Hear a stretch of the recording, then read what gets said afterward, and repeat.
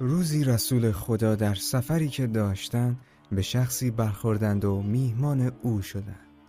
آن شخص به اندازه همتش از حضرت پذیرایی کرد. پیامبر هنگام رفتن به او فرمود: چنانچه خواسته ای از من داشته باشی، از خدا میخواهم تو را به خواسته هایت برساند. عرضه داشت از خدا بخواهید شطوری به من عنایت کند که اسباب و لوازم زندگیم را بر آن حمل کنم و چند گوسفند که از شیر آنها بهره مند شوم. پیامبر برایش دعا کرد که خدا آنچه میخواهد به او لطف فرماید. ای کاش همت این مرد مانند پیرزن بنی اسرائیل بلند بود. از ما میخواست که خیر دنیا و آخرت را برای او بخواهیم. عرض کردند داستان پیرزن بنی اسرائیل چگونه بوده. حضرت فرمود: هنگامی که حضرت موسی خواست با بنی اسرائیل از منطقه مصر به سوی شام برود، راه را گم کردند. از هر طرف به جستجو برخاستند ولی از راه اثری نبود. حضرت ترسید مانند گذشته که در بیابان تیه سرگردان شدند، این بار هم سرگردان شوند. اصحاب خود را جمع کرد. پرسید: آیا شما به مردم مصر وعده هایی داده اید که با رفتن از این شهر خلف وعده می شود؟ در پاسخ گفتند: آری، از پدران خود شنیده ایم زمانی که حضرت یوسف مشرف به مرگ شد، از مصریان تقاضا کرد هر وقت خواستند به شام بروند جنازه او را همراه خود ببرند و در کنار قبر پدرش یعقوب به خاک بسپارند. اجداد ما با یوسف عهد بستند که این برنامه را عملی سازند. موسی فرمود به مصر برگردید تا به وعده خود وفا نمایید، وگرنه هرگز از این سرگردانی نجات پیدا نمی کنید. مردم با موسی به مصر بازگشتند. سپس از هر کس جویای محل قبر یوسف شدند اظهار بی اطلاعی می کرد، تا به آن حضرت خبر دادند پیرزنی است که ادعا دارد من محل قبر یوسف را می دانم. فرمود او را احضار کنید. فرستاده موسی نزد پیرزن آمد و او را از جریان آگاه کرد.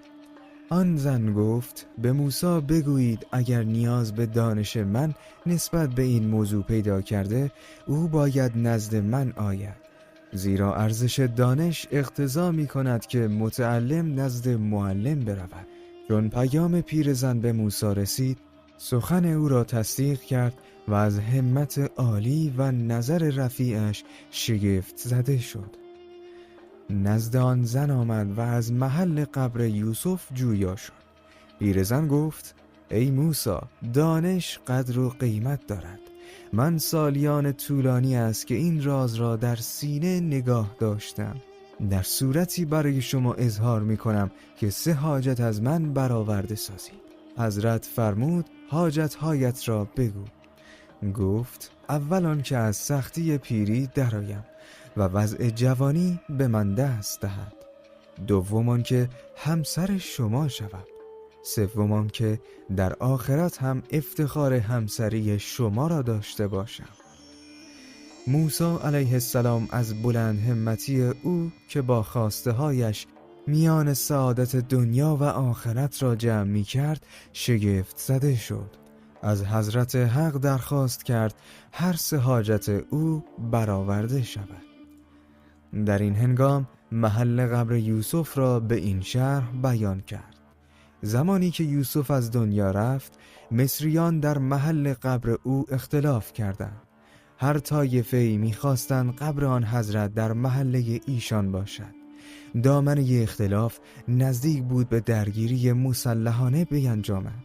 قرار شد برای رفع اختلاف بدن حضرت یوسف را در تابوتی بلورین بگذارند و روزنه‌هایی از آن را مسدود نمایند و تابوت را در داخل نهری که وارد مصر می شود دفن کنند تا آب شهر مصر از روی قبر یوسف بگذرد و در محلات گردش پیدا کند تا همه از فیض قبر او استفاده نمایند.